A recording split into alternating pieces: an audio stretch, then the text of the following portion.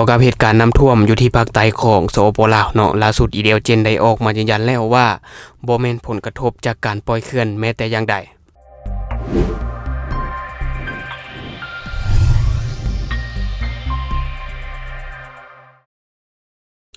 สบายดีท่านผู้ชมกลับมาพบกับช่อง Talk the New และใน EP นี้เฮาก็จะมาเว้าถึงเหตุการณ์น้ำท่วมอยู่ที่ภาคใต้ของสปป.ลาวเนาะซึ่งว่าล่าสุด ELGen เนาะถือว่าเป็นผู้ผลิตไฟฟ้ามหาชนก็ได้ออกมายืนยันว่าบ่แม่นผลกระทบจากการปล่อยเขื่อนแม้แต่อย่างใด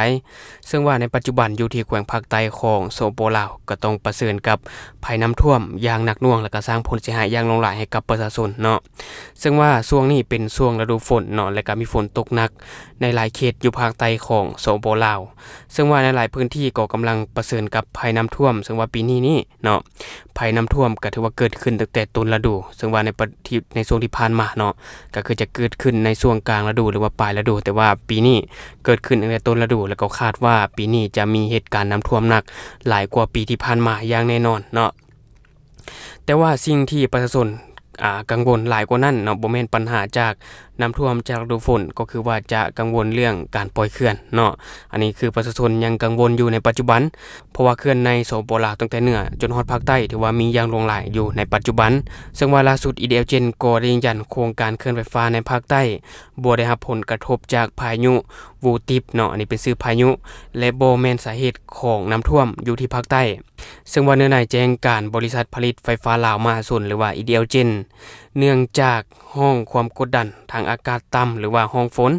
ได้พัดผ่านอยู่เขตภาคเหนือด้านตะวันตกเนาะลงหาภาคกลางและภาคใต้ของประเทศลาวแล้วก็ป้องเข้าสู่ลมพายุหมุนเขตร้อนวูทิปเนาะถึงว่าเป็น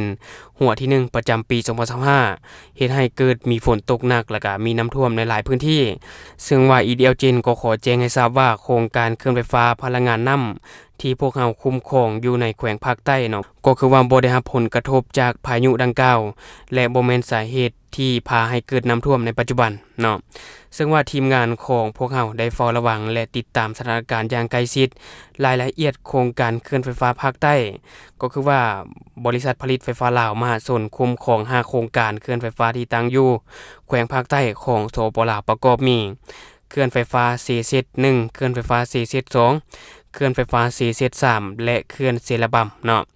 ซึ่งว่าโครงการทั้ง4โครงการนี้เป็นเคลื่อนไฟฟ้าแบบ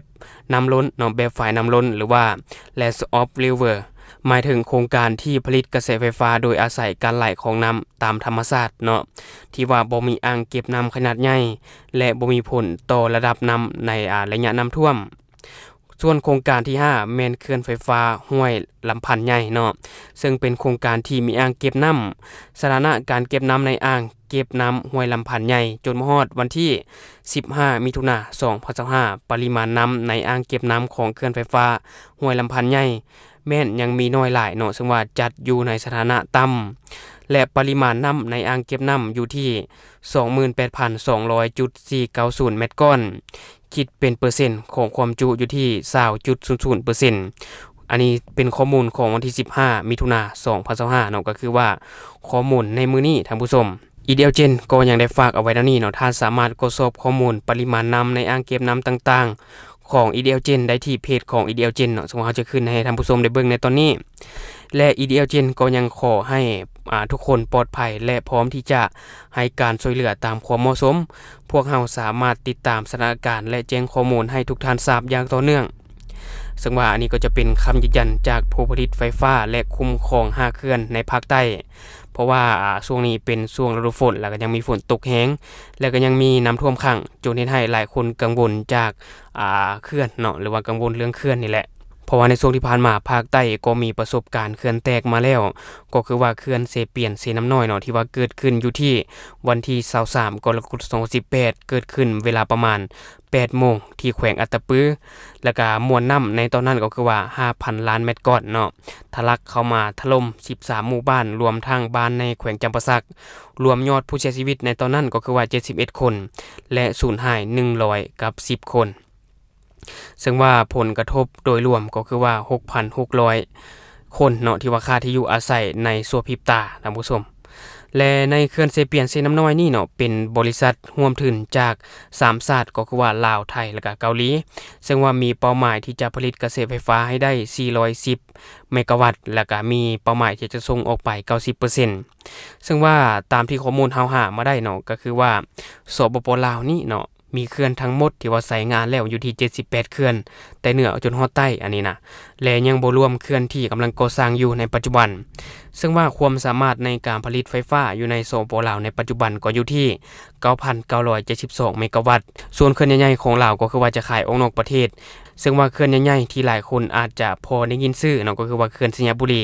ที่ว่าตั้งอยู่แขวงสัญญบุรีห่างจากแขวงหลวงพระบางประมาณ80กิโลเมตรเนาะก็คือว่ากำลังติดตั้งอยู่ที่ 1,285 เมกะวัตต์ซึ่งว่าเขื่อนนี้เนาะก็คือว่าได้เริ่มก่อสร้างตั้งแต่ปี 2012 เปิดใช้งานปี 2019 แล้วก็อีกเขื่อนหนึ่งก็คือว่าเขื่อนน้ำเทิน2แล้วก็เขื่อนน้ำอู่เนาะที่ว่าเป็นเขื่อนใหญ่ๆและช่วงนี้ก็ถือว่าเป็นช่วงฤดูฝนก็ขอให้ทุกคนเนาะติดตามข่าวจากกรมอุตุนิยมอุทกศาสตร์ที่ว่าเขาจะรายงานสภาพของอากาศในแต่ละมื้อเนาะที่ว่าจะรายงานให้ท่านผู้ชมได้รับรู้แหละก็เพื่อว่าเกี่ยมรับมือกับภัยพิบัติที่อาจจะเกิดขึ้นเนาะถ้าว่าเฮารู้ล่วงหน้าว่าอาจจะเกิดเหตุการณ์แบบนี้เนาะมันก็จะช่วยลดผลกระทบหรือว่าลดความเสียหายอย่างหลวงหลายก็คือว่าเฮาจะมีการเตรียมพร้อมรับมือเนาะแล้วก็ความเสียหายมันอาจจะเกิดได้น้อยขึ้นว่าจังซี่ซะและนี่ก็จะเป็นความเป็นห่วงเป็นใยที่ว่าทางช่องมีให้เนาะอยากให้ท่านผู้ชมระมัดระวังเกี่ยวกับภัยพิบัติจากธรรมชาติที่มันจะเกิดขึ้นเนาะให้ติดตามข่าวเอาไว้เฮาจะได้ฮู้และก็เตรียมรับมือได้อย่างมีประสิทธิภาพและให้เกิดความเสียหายได้น้อยที่สุดซึ่งว่าในปัจจุบันอยู่แขวงภาคใต้ก็ถือว่าเกิดมีน้ำท่วมอย่างหลงหลายเนาะถือว่าท่วมไปอยากว่า 3-4 เมตรน่าจะได้ท่านผู้ชมเนาะแล้วก็มีหน่วยงานหลายๆหน่วยงานเข้าไปช่วยอันนี้ก็ขอให้ทุกคนจงระมัดระวังเนาะอันนี้ขอให้ทุกคนปลอดภัยนั่นแหละและทั้งหมดก็คือสิ่งที่เราอยากจะนำเสนอในมื้อนี้สำหรับท่านผู้ชมคนใดเบิ่งคลิปของเราหมดปัจจุบันแล้วยังบ่ได้กดติดตามช่องยังบ่ได้กดกระดิ่งแจ้งเตือนก็อย่าลืมไปกดเพื่อเป็นกำลังใจให้ข้าพเจ้าได้ผลิตคลิปดีแบบนี้ออกมาเรื่อยๆหรือสำหรับท่านผู้ชมคนใดมีความคิดความเห็นอยากตำหนิติเตียนก็สามารถฝากไว้ได้ภายใต้คอมเมนต์ของเราแล้วเราจะเข้าไปอ่านและก็ตอบแลกเปลี่ยนประสบการณ์นํกันอย่าลืมสนับสนุนกันโดยการกดติดตามช่องขอขอบใจ